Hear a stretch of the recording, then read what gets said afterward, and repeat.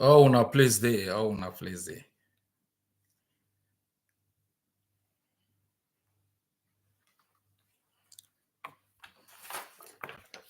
Uh, my fellow people, I am grateful you are hanging around as usual to listen to me.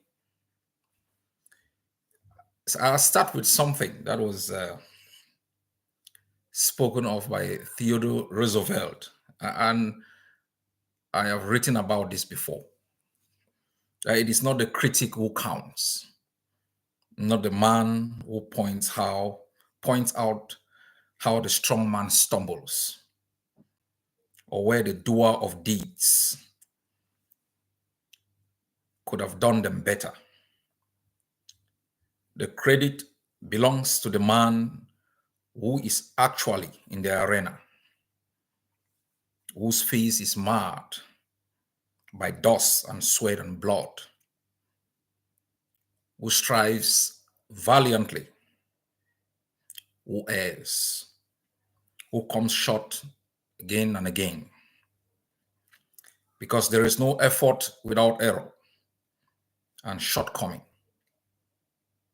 but who does actually strive to do the deeds, who knows great enthusiasms, the great devotions, who spends himself in a worthy cause, who at the best knows in the end the triumph of high achievement, and who at the worst, if he fails, at least fails while daring greatly, so that his place shall never be with those cold and timid souls who neither know victory nor defeat. I call you the bravest people on earth, not because of your achievements, but because you have risen from a place of chaos, deception, manipulation, and an environment deliberately created to make you a dependent, to the heights of resilience, continuous resistance, and hope against all odds. You come from a background where you were reduced to nothing. Your existence depended solely on the goodwill of your butchers and the barbarians who occupy your land. Your dignity, your name, your conscience, your thought processes depended solely on how Cameroon wanted you to act. You have emerged from that state to a state within a period of 7 years where you are a subject of international discussions. You have become an actor considered not by only your butchers, but an international community that never even knew you existed to be spoken to. You never sometimes sit and quantify the achievements, the strides you have made in 7 years. The barbarians, the enablers, and the spoilers want you to focus on the limitations, on the shortcomings, on the difficulties.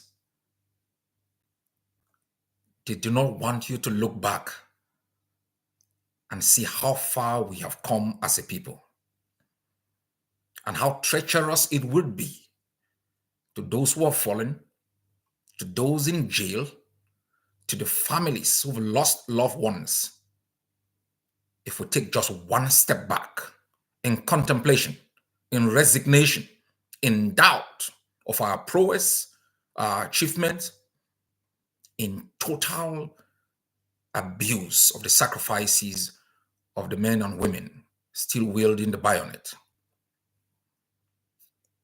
I say to you today, with all certainty, without an iota of doubt, you are a free people. You will own the state of Ambazonia, independent and sovereign. That is not a subject of discussion, of negotiation. We can talk about different issues, how many enemies we want to take out, how we want to take them out. We might disagree on the level of armaments that we need, but the question of your independence and freedom from the tyranny of the butchers who've held you in servitude for more than 6 decades is not a subject for discussion. And so time and again, I present myself to you as a servant. And I want you to take what I do seriously.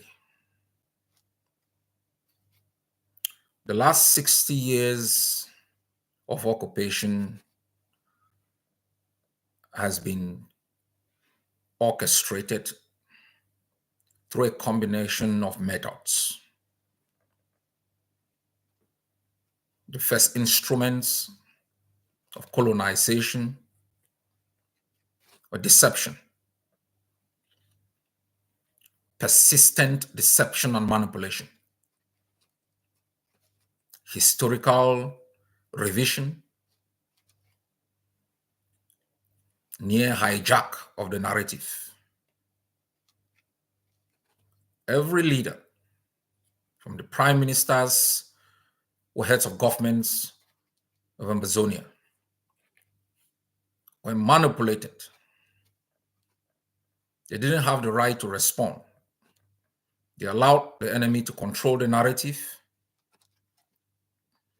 They hoped simply that the justness of their cause was enough to undermine the brutality and narrative of the occupier. You may not understand the role I play today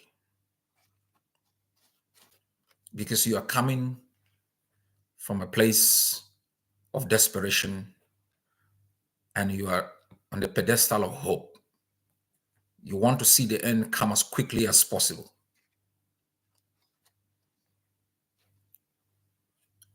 My role is to keep you woke, is to constantly remind you of the sacred obligation to the men and women in jail, dead, and in the bushes, to constantly deconstruct the narrative of the enemy, expose you to the truth, historical facts, which are the most lethal weapon you will need to survive. You might lose a war. You might lose an armed resistance. But as long as you do not lose your mental liberation, you can restart the war. In the past 2 years, Cameroon has engaged in persistent and systematic narrative construction, fronting Ambazonians as their mouthpiece. They look alike, you know them. They should be for you, stand for you. And so if they speak for the enemy, then there should be something they are saying we must listen to. From 1961, they fronted the Fonchas and the Munas. They recruited thousands and thousands of elites, the grandparents of some of the enablers who run havoc on our streets today. They became the middlemen and women who interceded between us and our butchers They fed us with tales. They demonized those who spoke truth to power, who rose up and asked for something better than we are having. They became the unelected, unofficial spokespeople who represented us as slaves in the house of the slave takers. Anyone who rose up was either killed, jailed, or exported into exile. Those who resisted for a while were integrated into the system of occupation and asked to conform or face the same fate as their forebears. Most succumbed until we came to town. Our posture has been described as intransigence, extreme, brutal. They've called us all names that they could hatch as adjectives, kidnappers. They have described us as aliens coming from a place nobody has ever been to break our resistance, to weaken our resolve, to make us begin to question our own intellectual ability and to question an outcome which is already certain. None of them has been able to continuously articulate the fact that the suffering our people are going through is as a result of the occupation, and that the Calais that have harassed and tortured our people has not stopped. They have not realized that the IDPs created was not because we rose up in arms, and that the economic strangulation we have been through for the past 60 years has created economic IDPs, refugees, and that the mental torture, the degradation that we have been going through has made thousands upon thousands of our people to escape. And that the flight into Biafra, into Nigeria, into the United States, into Europe didn't start in the last 7 years. They have insisted through the killing of commanders, summary execution of young men, burning of homes, checkpoints of robbery and extortion, propagandists, that we will either succumb or be destroyed.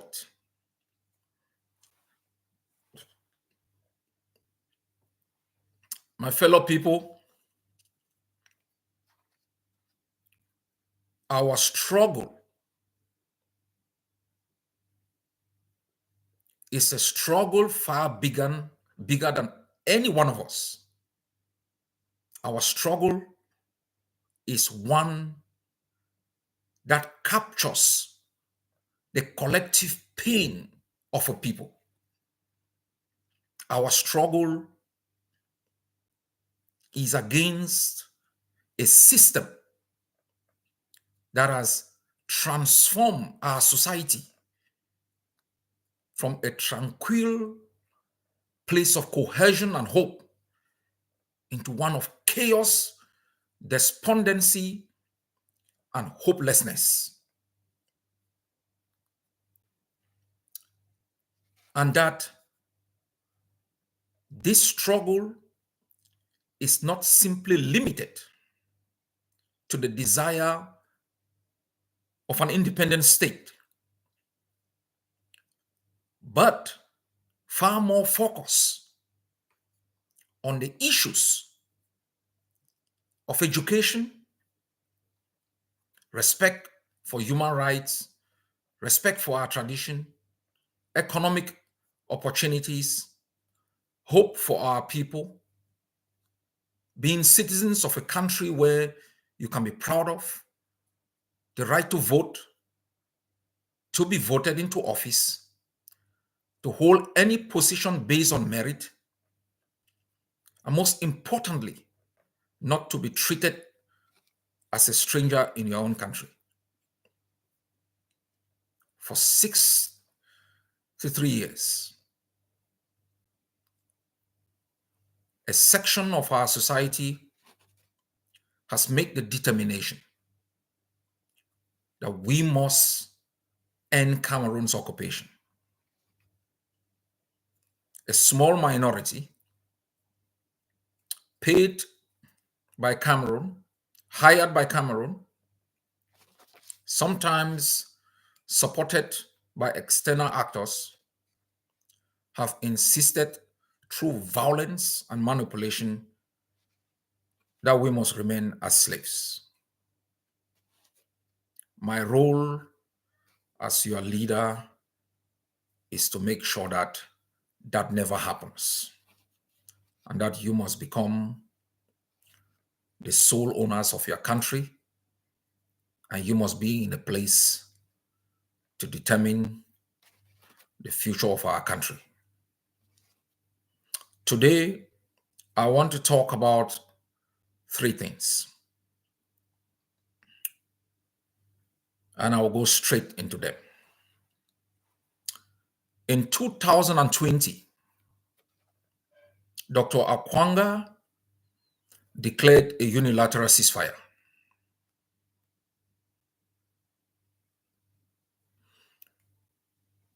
A unilateral ceasefire is a cessation of hostilities by one party in a conflict. We are aware that during the COVID-19 period, the United Nations orchestrated a scheme that could be used to reduce the effect of ongoing wars, to create the environment for the pandemic to be dealt with. In the Philippines, the Filipino government declared a unilateral ceasefire. In Ambazonia, Dr. Akwanga declared a unilateral ceasefire.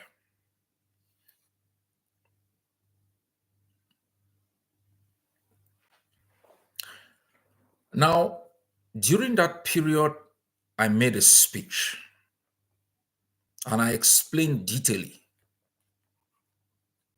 why a unilateral ceasefire is not for the interests of Ambazonia. That this is not a border conflict. It's not a conflict with another state for a stretch of land between the two states. It was a war being fought within the territory of Ambazonia. It was a war declared on Ambazonia by the state of Cameroon that continues to occupy our land. And that the primary reason why we took up arms was first to defend our people and to protect them from the scorched earth policies of Cameroon. It was not primarily for the liberation. After teachers and lawyers were massacred, helicopter gunships were used against peaceful demonstrators in Boya. After bodies were found in the bushes, after 60 years of these approaches, where students are murdered for taking part in peaceful demonstrations, people are kidnapped and deported from the common law system into the civil law system, it was necessary for Ambazonians to arm themselves to protect our people and our villages. And to declare a unilateral ceasefire against a genocidal regime, one that has demonstrated that you do not need to be armed to be murdered, one that has shown that it can kill students for taking part in peaceful demonstrations was not only unwise, but was almost a sabotage, was almost a surrender. Ceasefires are sometimes a declaration of intent, measures of confidence building by parties in a conflict. And depending on the nature of the conflict,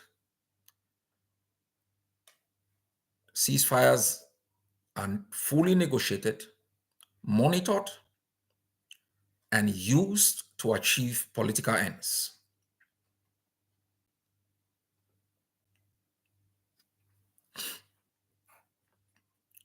We have argued, and we did that in Canada, when La République asked for a ceasefire, that as the party under occupation, any request for a ceasefire by the international community or the state of occupation will be used as a subject of negotiation on other issues. And we demonstrated our ability during the Canada pre-talks when Cameroon tabled the issue of ceasefire on the table. We made it absolutely clear we would put on the table release of all Ambazonian prisoners,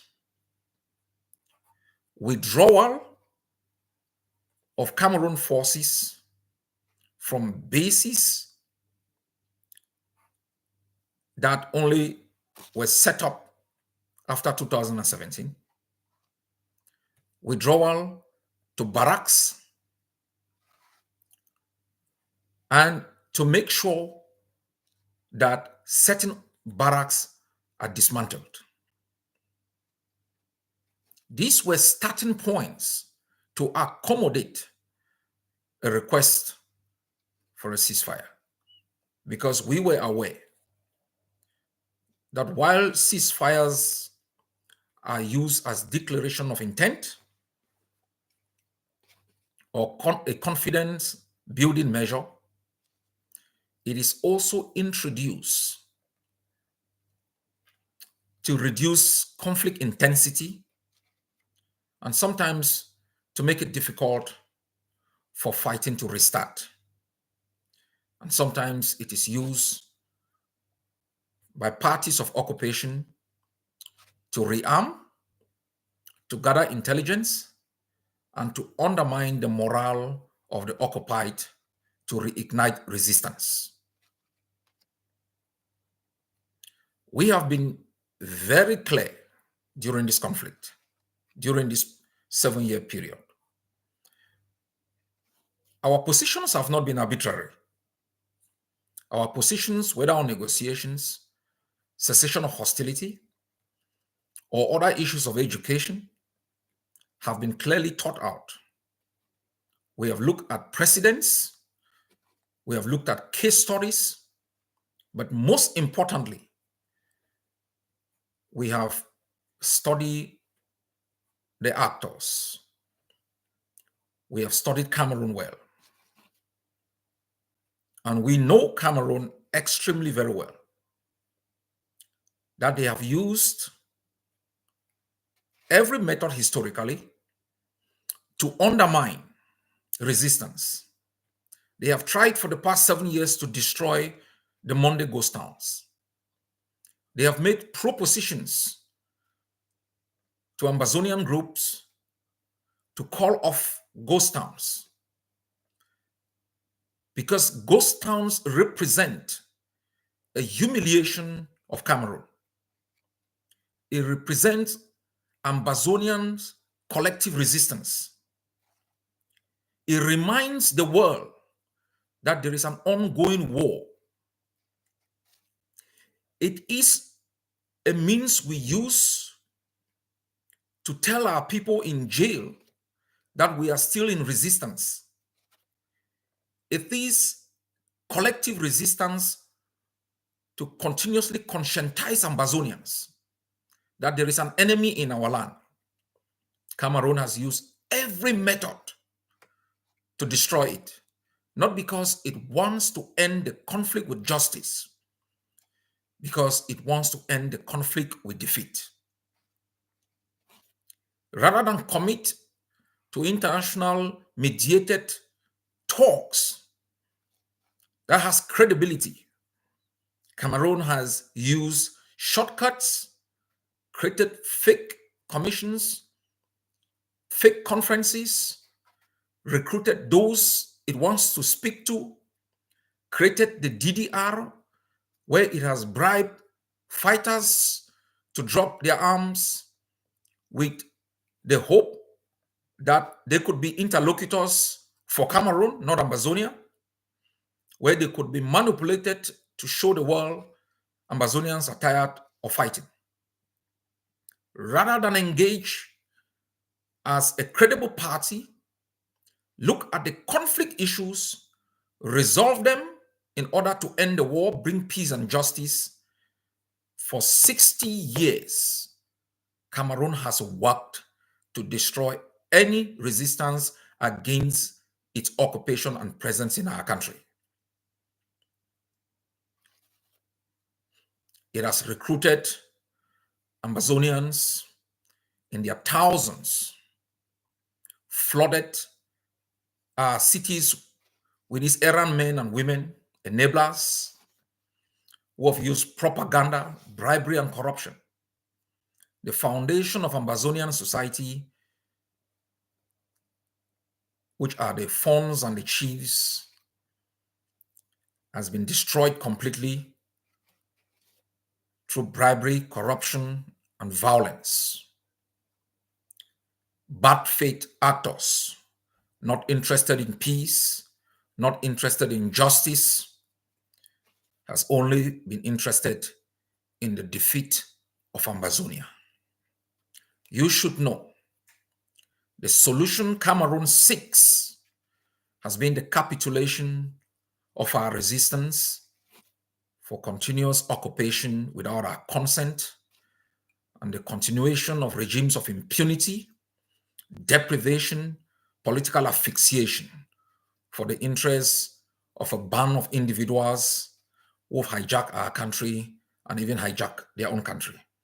This is the basis of everything that Cameroon does, whether using social media activists, using politicians, using clergymen, using fake diplomats, using pseudo negotiation tools.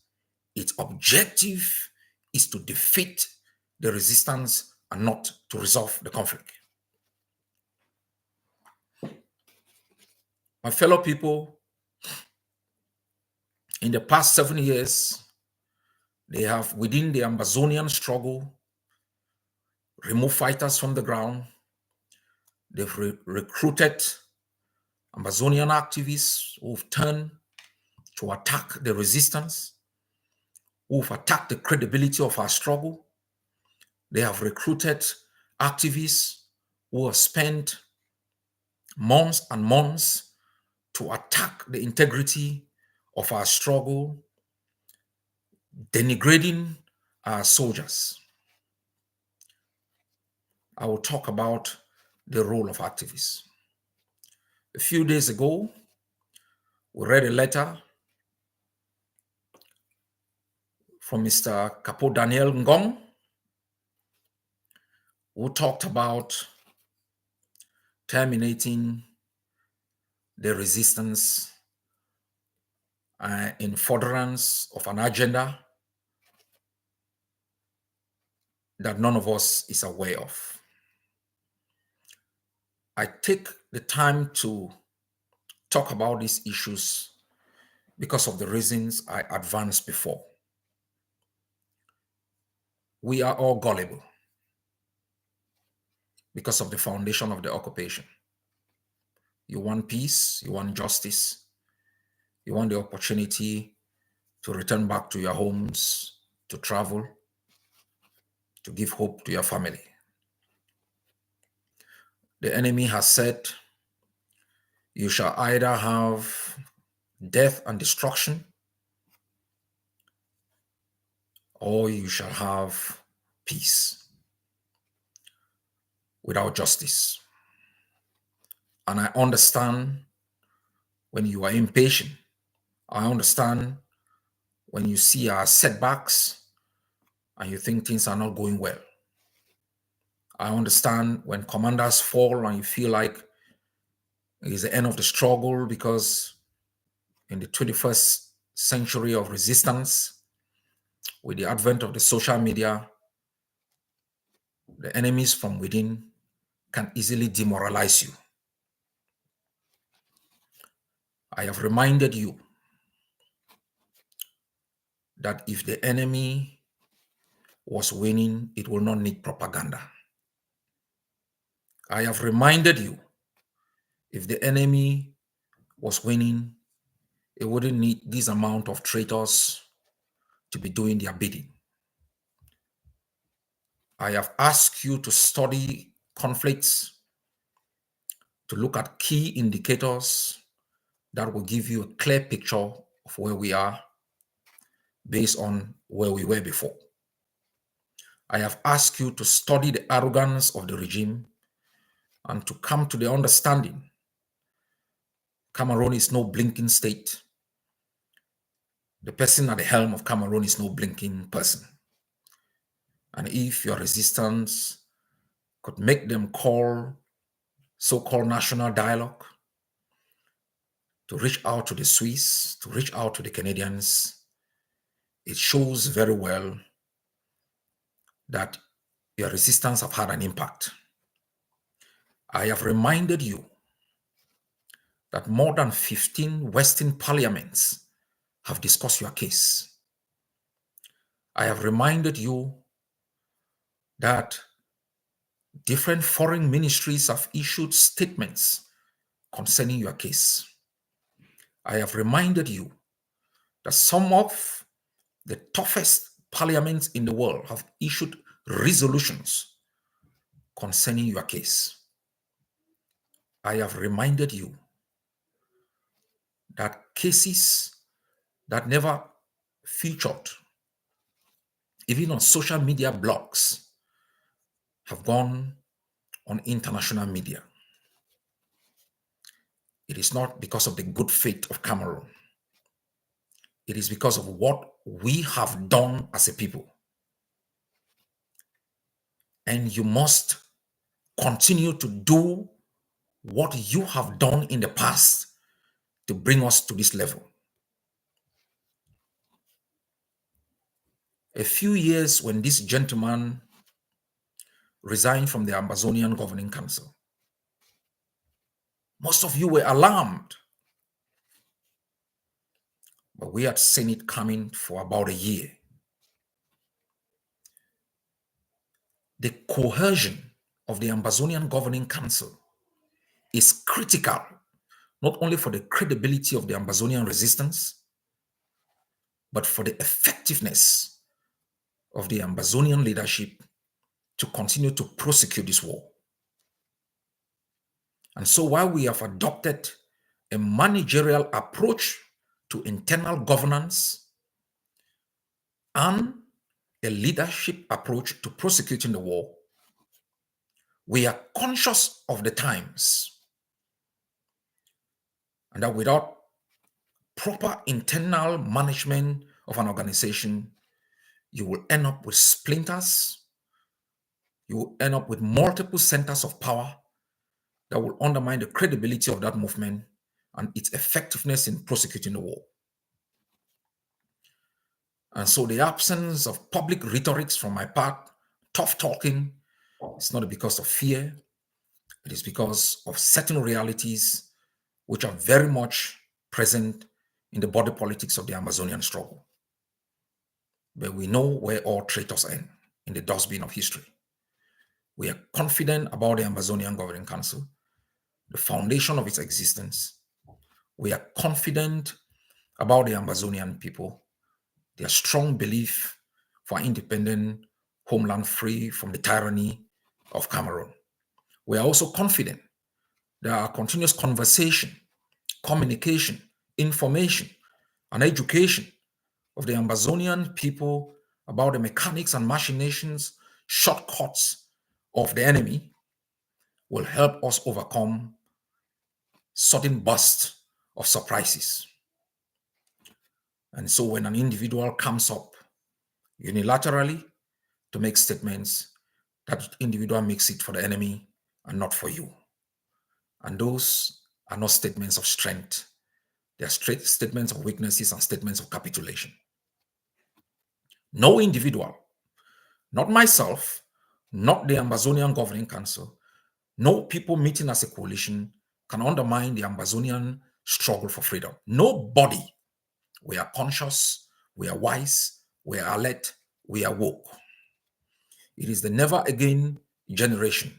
The enemy knows it. The enemy understands it. The enemy knows how it will end. And I ask you to continue to believe in an outcome which is certain, and to reject going back to your vomit, and to reject any individual who uses the same pain imposed by the occupier to tell you it's impossible. Because if men were landed on the moon, if you could sit where you are and watch me speak to you directly, if well-armed Ethiopian machinery backed by Russia against less than 1 million Eritreans could be humbled, if a nuclear-armed South Africa against a negligent Mkoto Wesizwe and a jailed Mandela could succumb, then nothing is impossible. Our limitations will not be used for the continuous perpetuation of a regime of death and destruction in our country. We will go through shortcomings. We will go through pain. We will have setbacks. It's a natural trajectory of history. Setbacks are used to recalibrate and to make sure you use them to build momentum and move forward, not to build momentum and move backward. All those who have attempted to betray you have betrayed themselves, have laid themselves bare. All those who were removed from the battlefield to speak against you, to tell you it was impossible, that Ambazonia was not possible, that Ambazonia is an illusion. Some of them have been running like nomads through deserts to find peace and glory where brave men and women once stood as warriors. We are the never again generation, and we will never blink. Believe in me. Believe in the Ambazonian people and the Ambazonian cause. If we will ever be defeated in our life, it will not be by Cameroon, my people. It will not be by these barbarians who cannot feed themselves. It cannot be by these people that we give them asylum. It cannot be by a people who are not by themselves free from the tyranny of France. Young men below 30 years are rising up across countries in Africa, taking over governments and ushering a new dawn for their people. Monkeys and barbarians are running in the bushes of Ambazonia and raping and murdering our people. This is not the people to raise the white flag. It's the people to raise the bayonet. And I ask you to continue to commit, pay your liberation tax, arm every neighborhood, and fight like you were the last person standing. I will also talk about the role of activists. Our struggle was propelled to a very stable state by activists, social media activists. They played an important part in constructing a positive narrative that empowered and emboldened our people. And we will never forget their contribution. We've always remained grateful. Activists are people who speak mostly as individuals. Their role is to make sure that they construct the narrative of the enemy. They undermine the propagation of falsehood against the Amazonian people, to uplift our people, and to remind them of the obligation they have to continue to fight for freedom. The role of activists and activism in every liberation struggle, in every endeavor in the 21st century is very important. It can be abused and can be very detrimental, as we have seen in the past years in our struggle, where activists feeling empowered, emboldened, have used their platform to formulate policies, articulate policies without measuring their consequences on the cohesion of our resistance and the integrity of our struggle. We have seen the consequences of activists legitimizing coalitions because they felt they were empowered and they had a platform and a bully puppy to do so. The consequences on our struggle has been very detrimental. I continue to remind our public speakers and activists to hold themselves with integrity and to understand the limitation of their powers. I usually speak for our people based on policies that have been discussed, chipped and rechipped, hammered, publicly tested, and implemented, adjusted based on feedback from the ground. I'm held accountable by an executive, by a movement that has elected me. Activists are not held accountable by anybody. Their decisions are personal, emotional, not tested, and the consequences do not fall on them. Activists do not run defense forces, do not bury the dead, do not take care of the widows and the orphans. These are difficult endeavors that fall on the shoulders of constituted authorities. And it is very important that Ambazonian public speakers and public activists understand that they can become instruments of constructing narratives in furtherance of the objectives of the enemy. My fellow people, we must play the different roles in our struggle. And we must know that the roles, the positions, the words we utter have consequences.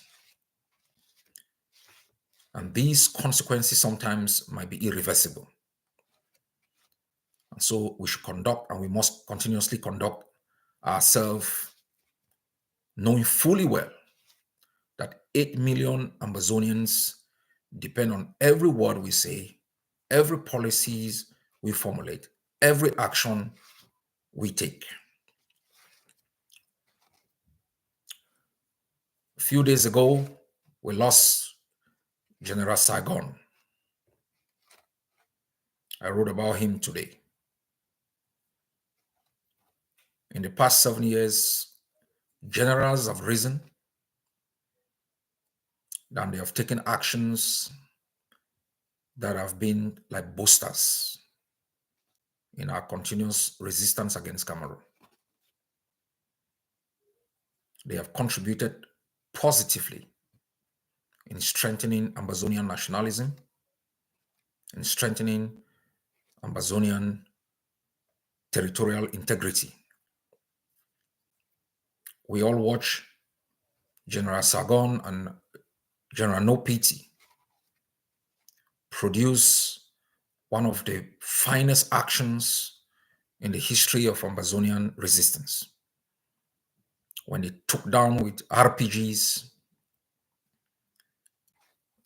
Cameroon's armored personnel carrier, killing 15 plus elite forces of Cameroon, recovering massive amount of ammunition. They turned the state of Ngokitungia into a bastion and a beacon of hope. Those actions embolden other Ambazonian fighters across the territory, who strive as much as possible to emulate what they did. Sargon has been a soldier whose activities have been remarkable in strengthening our resistance, in ensuring that the enemy is kept at bay. He was killed in action a few days ago. We honor his life, his sacrifices, and I send my condolences to his comrades, to his family. And we will continue to fight to make sure that for all of them who've lost their lives, that their sacrifices were never betrayed and that they never die in vain. My fellow people, our forces struck Nkambe early this morning. Last night, I ordered our forces in Bamenda to mount roadblocks across the city to continuously remind our people that Mondays are days we must honor, to remind our people of our obligation to the 8 million Ambazonians, to remind our people of the continuous necessity for them to commit. Our forces are active across the territory. Last week, they assaulted Kosala to make sure that the activities of the colonial mayor and the colonial DO are undermined. Across the Atlantic states, our forces have been active. In Lebialem, the vice president of the Ambazonian Governing Council and the chief of staff, who are all from Lebialem, have reactivated our forces, and they are doing quite well. We must drain the swamp and make sure all those who bat for the enemy are taken out of our country.